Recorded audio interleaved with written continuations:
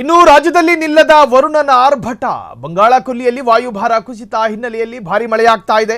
ಭಾರಿ ಮಳೆಯ ಹಿನ್ನೆಲೆ ಕರಾವಳಿ ಜಿಲ್ಲೆಗಳಿಗೆ ಆರೆಂಜ್ ಅಲರ್ಟ್ ಘೋಷಿಸಲಾಗಿದೆ. ರಾಜ್ಯದಲ್ಲಿ ನಿಲ್ಲದ ವರುಣನ ಆರ್ಭಟ.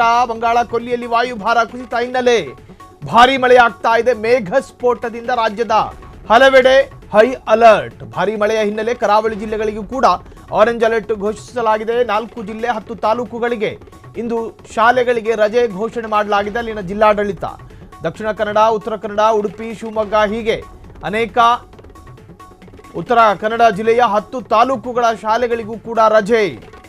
ಮಕ್ಕಳು ಹೊರ ಬರೋದಕ್ಕೂ ಆಗೋದಿಲ್ಲ, ಅಪಾಯಗಳು ಇರಬಹುದು ಅನ್ನೋ ಕಾರಣಕ್ಕೆ ನಿರಂತರ ಮಳೆಯಿಂದಾಗಿ ತುಂಬಿ ಹರಿಯುತ್ತಿರುವಂತಹ ಜಲಾಶಯಗಳು.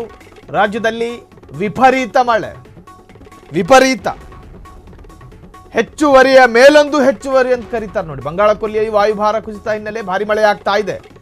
ಸೊ ವಾತಾವರಣದಲ್ಲಿ ವಿಪರೀತವಾದಂತಹ ಬದಲಾವಣೆಗಳಾಗ್ತಾ ಇದೆ.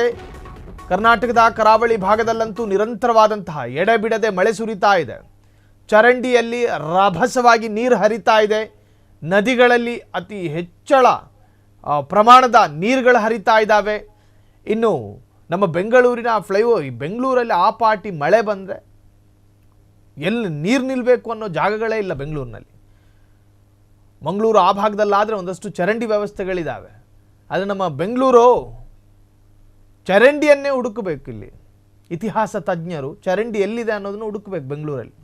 ಸೊ ಹಂಗಿರಬೇಕಾದ್ರೆ ಆ ಮಳೆ ಬೆಂಗಳೂರಿಗೆ ಬಾರದಿರಲಿ ಅನ್ನೋದೇ ಪ್ರಾರ್ಥನೆ. ಸೊ ಈಗ ಸಾಕಷ್ಟು ನಮ್ಮ ರಾಜ್ಯದ ಅನೇಕ ಜಿಲ್ಲೆಗಳಲ್ಲಿ ಶಾಲೆಗಳಿಗೆ ರಜೆಯನ್ನು ಘೋಷಣೆ ಮಾಡಲಾಗಿದೆ. 4 ಜಿಲ್ಲೆ 10 ತಾಲೂಕುಗಳಿಗೆ ಈಗಾಗಲೇ ರಜೆಯನ್ನು ಘೋಷಣೆ ಮಾಡಲಾಗಿದೆ. ಅದರಲ್ಲೂ ಆ ಪೈಕಿ ದಕ್ಷಿಣ ಕನ್ನಡ, ಉತ್ತರ ಕನ್ನಡ, ಉಡುಪಿ, ಶಿವಮೊಗ್ಗ, ಇನ್ನು ಉತ್ತರ ಕನ್ನಡ ಜಿಲ್ಲೆಯ 10 ತಾಲೂಕುಗಳ ಶಾಲೆಗಳಿಗೆ ರಜೆಯನ್ನು ಘೋಷಣೆ ಮಾಡಲಾಗಿದೆ. ನಿರಂತರ ಮಳೆಯಿಂದಾಗಿ ತುಂಬಿ ಹರಿಯುತ್ತಿರುವಂತಹ ಜಲಾಶಯಗಳು. ಸೊ ಜಲಾಶಯಗಳು ಅತಿಯಾಗಿ ನೀರು ಸಂಗ್ರಹವಾದರೆ ಆ ನೀರು ಸಂಗ್ರಹ ಆಗೋದಕ್ಕೆ ಅಲ್ಲಿ ಸಾಮರ್ಥ್ಯ ಇರೋದಿಲ್ಲ. ಹಾಗಾಗಿ ಜಲಾಶಯವನ್ನು ಮೀರಿ ಹೊರಗೆ ಬರುತ್ತೆ. ಆ ಸಂದರ್ಭದಲ್ಲಿ ಪ್ರವಾಹ ರೀತಿಯ ನೀರು ಹರಿಯುತ್ತೆ. ಅದಕ್ಕೆ ಎದುರಾಗಬಹುದಾದ ಗ್ರಾಮಗಳನ್ನೇ ಕೊಚ್ಕೊಂಡು ಹೋಗುತ್ತದೆ ಬೇಕಾದರೆ. ಸೊ ನಿರಂತರವಾದಂತಹ ಮಳೆಯಿಂದಾಗಿ ಅತ್ಯಂತ ಆತಂಕದಲ್ಲಿ ಜನ. ಅದರಲ್ಲೂ ಕೂಡ ಕರ್ನಾಟಕದ ಕರಾವಳಿ ಭಾಗದಲ್ಲಿ ನಿರಂತರವಾದಂತಹ ಮಳೆಯಾಗ್ತಾ ಇದೆ. ಶಾಲಾ ಕಾಲೇಜುಗಳಿಗೂ ಕೂಡ ಈಗಾಗಲೇ ರಜೆಯನ್ನು ಘೋಷಣೆ ಮಾಡಲಾಗಿದೆ.